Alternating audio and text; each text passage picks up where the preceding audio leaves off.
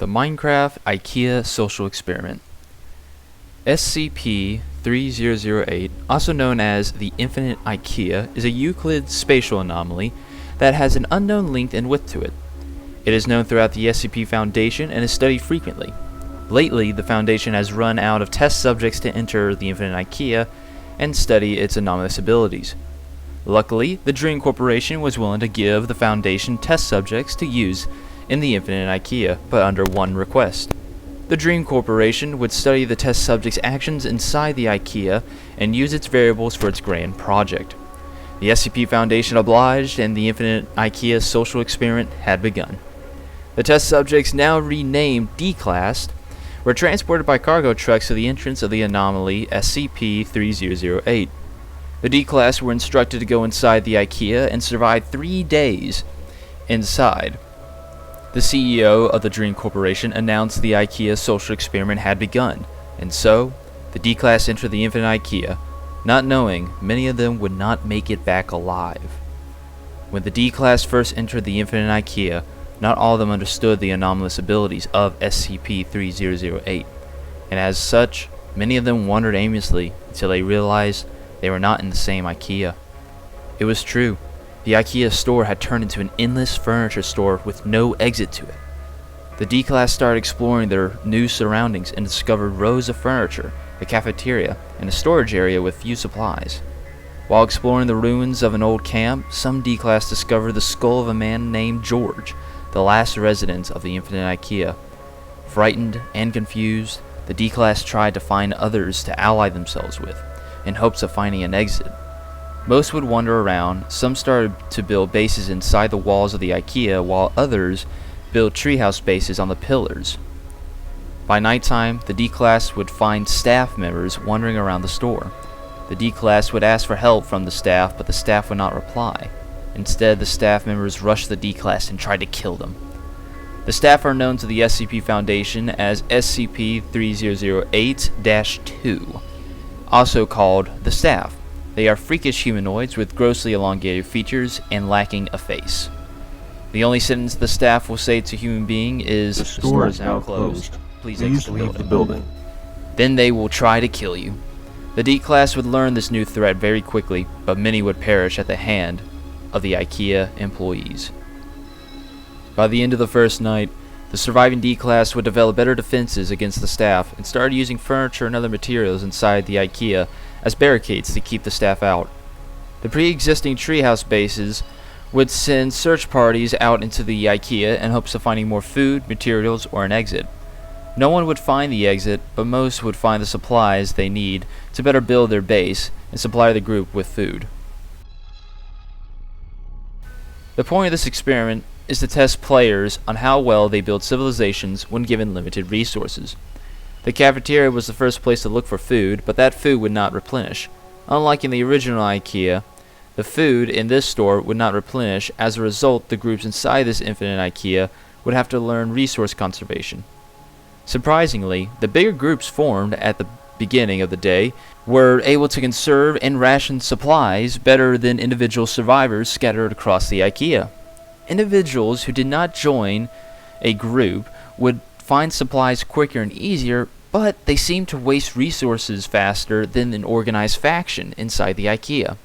One group in particular, called the Urbis Imperium, was a group of friends who decided to build their base around pillars inside the Infinite IKEA. This choice to build up high would save the group from the terrors below and will allow them more space to build homes, workplaces, farms, and even a worship center. This group worshipped the skull of George. Found inside ruined settlements of the IKEA, and this religion would spread throughout the entire IKEA. George. Pray for George. George. Are you offering George. yourself? Is that what I'm seeing? Hell. Oh, I'm hey. confused. George does not want pig, he wants human flesh. The Urbis Imperium would become the most dominant power in IKEA and would scare off anyone they perceived to be a threat. Unfortunately, this group did scare off the wrong D-Class. A player called Pokebot was exploring the territory of Urbis Imperium and stumbled upon the group's base. The group reacted to who they perceived as a threat.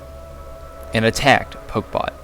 Pokebot would run away from Earth's Imperium and create his own treehouse base. He then found other players and invited them into his base, and this would create the second largest faction in the Infinite IKEA. This group would later be called Sealing Hobbits Acting on Survival, or Chaos, an amazing name given the circumstance. It was fascinating to observe how such a small attack on the player Pokebot would later become the downfall of the Imperium. Factions were being formed all over the IKEA. Some had taken shelter inside the walls of IKEA, others would build bases inside the fog of the IKEA roof. I did not intend on players being able to build up there, but it was entertaining seeing them crawling through the layered glass. As a matter of fact, this unexpected feature would be a main form of travel for the Sealing Hobbits.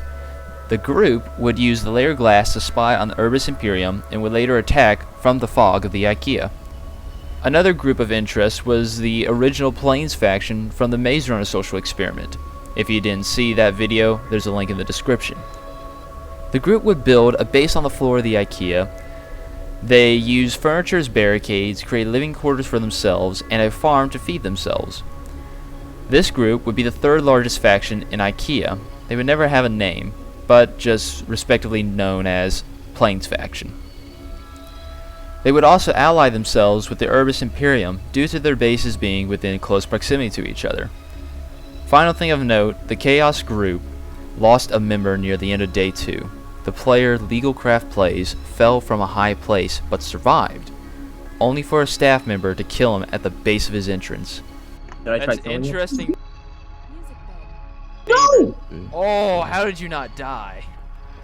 I count at least 6 of them right now. 1, 2, 3. Yeah. Up, 1, 2, down bottom.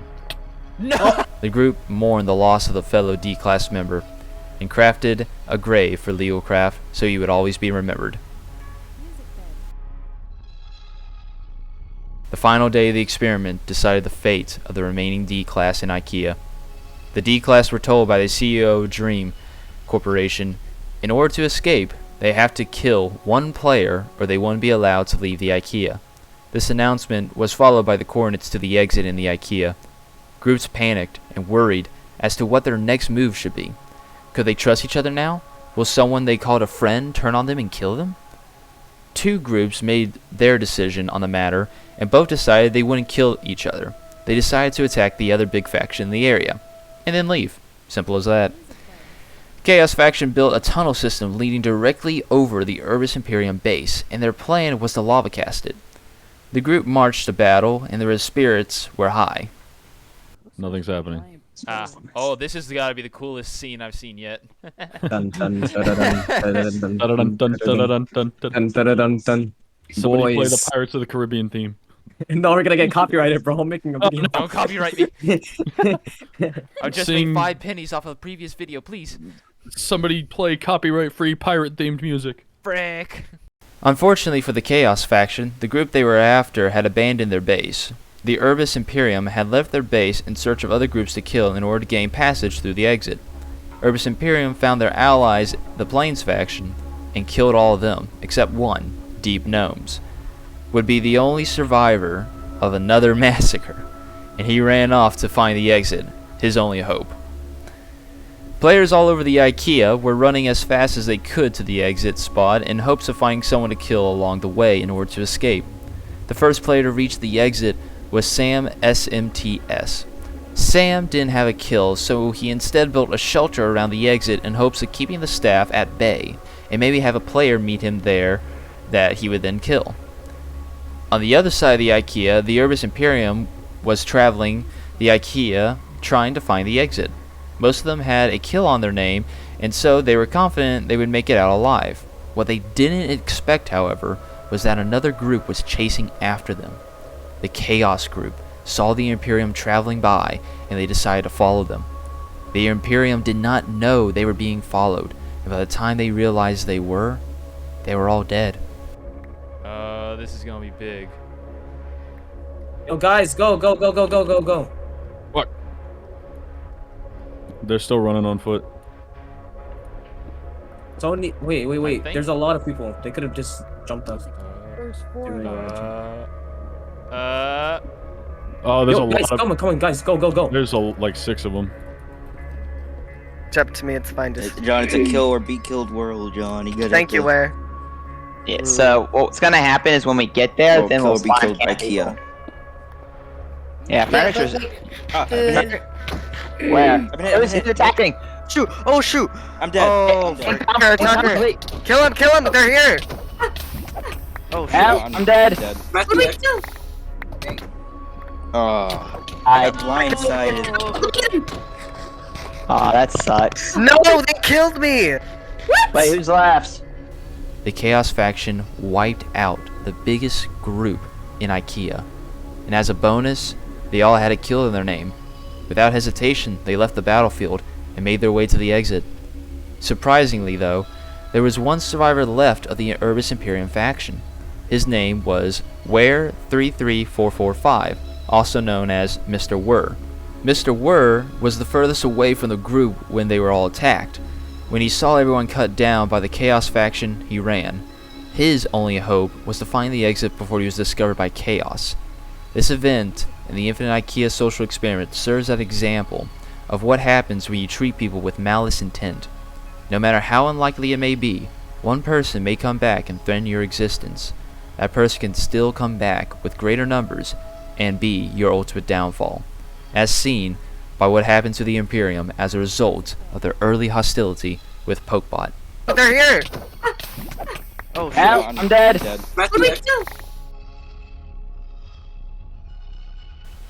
At the exit, Sam SMTS had built better defenses to the IKEA exit base and was relatively safe from IKEA staff.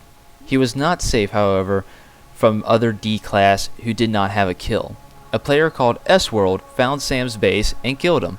Unfortunately for S-World, another player showed up and would kill him. The only player left standing was Nexus from the previous experiment. Nexus would wait at the exit in hopes of stopping anyone who would try to leave the IKEA. Unfortunately for him, the Chaos faction arrived and saw Nexus with the intent to kill him. This prompted Nexus to leave the IKEA and be the first D-class to escape the Infinite IKEA. The Chaos group would follow suit after Nexus and be the first major group to escape the Infinite IKEA. The Dream Corporation was waiting on the other side of the IKEA and gave a choice to the surviving D-class. They could have a cake, or not. There was a cake laid out before the group and Nexus, and, turns out, the cake was a lie. The Chaos group and Nexus chose the cake, and the cake killed them all. I don't know. You can can tell take what the care of cookie that. Care of us. Have you ever seen that meme, the cake is a lie? I didn't take the cake. Oh, You've never heard of the cake is a lie? Get out of here. oh, Get out of Well, here. Obsidian, take care of them. The Chaos faction was wiped out by the cake, and there was nothing left of Chaos or Nexus. Right after the massive genocide of entire civilization, the sole survivor of Urbis Imperium came upon the exit and had a kill already, so he was able to pass through the exit. Mr. Wur was given the same choice as Nexus and Chaos, but he chose to stick around and see if there was anything else to find. He found the second ending to the Infinite IKEA social experiment. There was a hole in the fence behind the transport trucks that had signs congratulating whoever found them. Mr. Wur had escaped the Infinite IKEA and was free to roam the map as he pleased. But yeah, now you can run off. Enjoy your life in zombie stab infested hell. Good luck. Where? You're Oh my stupid. god! Oh my game. The final thing of note in the Infinite IKEA experiment was one last faction escaped the IKEA. Deep Gnomes and the remains of the Plains faction, Jackster 1 and Riser, were able to reach the exit door. Obsidian, Praise back the up. balls. Praise. Jesus. Praise. They soon after found one last player to kill, and they too escaped the Infinite IKEA. They shortly after met their demise at the hands of the frosted treat. The cake is a lie. Jesus, people. And so the question of, can players survive with limited resources and still create a functioning civilization? The answer is yes. With the right leadership, positioning, and resource management, any group can become a functioning civilization. I was surprised to see how few people knew about the cake is a lie meme, but that wasn't the experiment. With that being said and done, I hope you enjoyed the social experiment and stay tuned for the Scorch Trials social experiment.